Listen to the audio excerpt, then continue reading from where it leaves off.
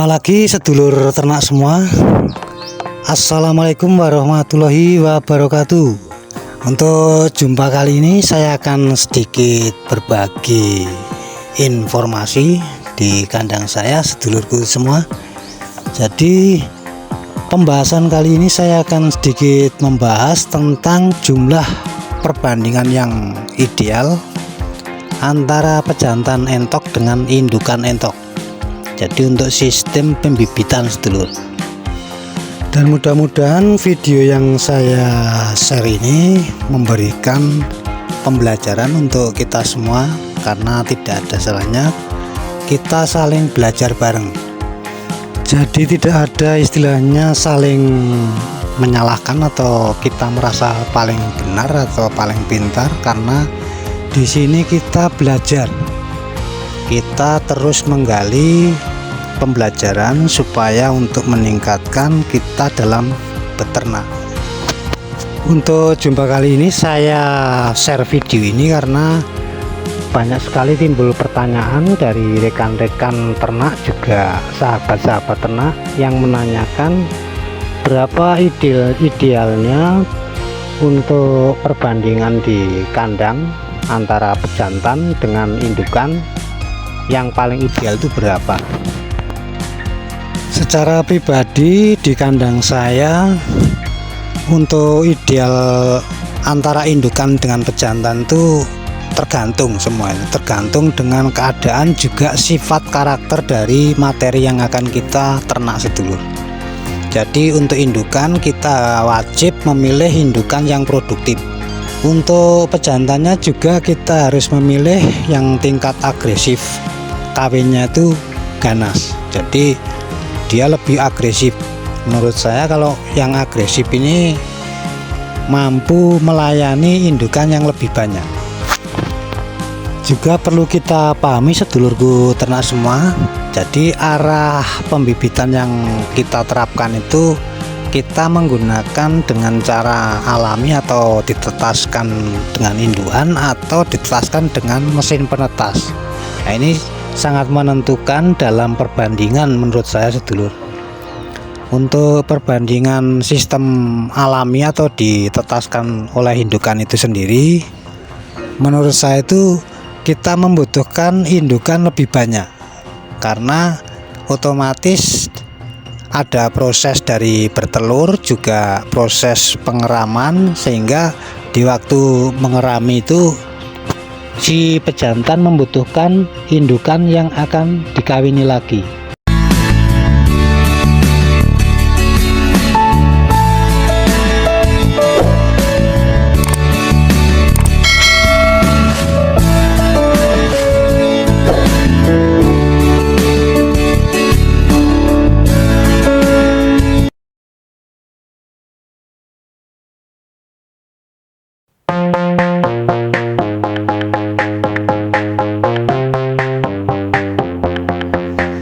Dan tentunya juga berbeda lagi sedulur apabila kita menggunakan dengan sistem penetasan yang modern atau dengan menggunakan bantuan mesin, jadi mesin penetas.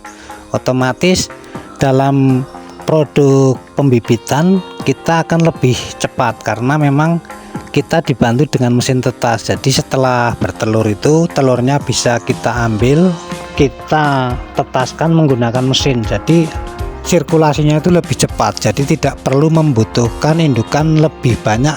Untuk itu kita memang perlu mempelajari dari sifat juga karakter materi yang akan kita jadikan sistem pembibitan atau kita mengarah ke pembibitan. Jadi memang sangat penting sedulur, jangan sampai kita memelihara materi itu tidak produktif, akhirnya kita akan timbul rugi di pakan. Jadi untuk memaksimalkan kita perlu analisa lagi materi yang akan kita terapkan di kandang. Untuk di kandang saya ini saya mencoba menerapkan dengan sistem pejantan 1 dan indukan 6. Sementara saya kasih 6 sedulur. Kita akan analisa dari hasil produktivitasnya. 1:6 ini yang 5 bertelur indukannya sedulur, karena memang entok pejantannya itu agresif sekali. Jadi indukannya itu banyak yang bertelur.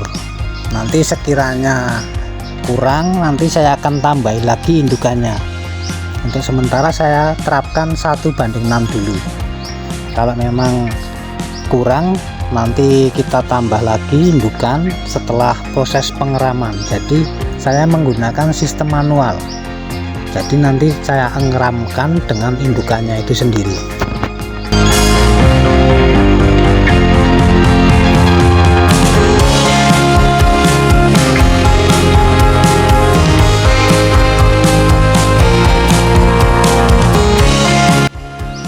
Bisa kita lihat bersama-sama sedulurku ternak semua, entok indukan ini sudah pada mengeram, jadi bertelur dan mengeram. Otomatis kan ada jeda untuk perkawinan.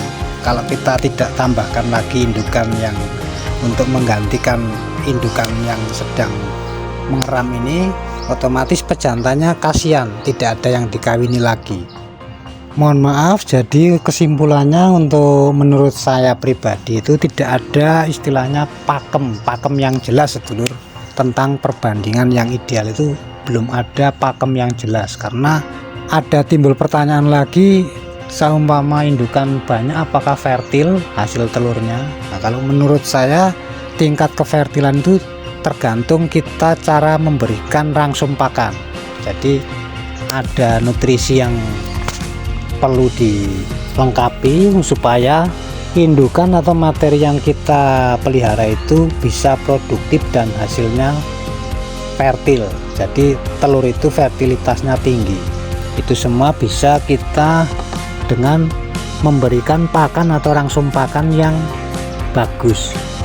Oke sedulurku ternak semua, kiranya sampai di sini dulu perjumpaan kita kali ini. Sekali lagi saya secara pribadi minta maaf untuk video yang saya bagikan ini apabila tidak ada kesamaan atau kurang sepaham dengan sedulur ternak semua. Karena di sini sifatnya kita saling belajar, jadi tidak ada sifat menggurui. Jadi kita terus mengoptimalkan atau memaksimalkan supaya kita dalam beternak itu berkembang. Mudah-mudahan memberikan manfaat untuk sedulur ternak sekalian. Terima kasih. Wassalamualaikum warahmatullahi wabarakatuh.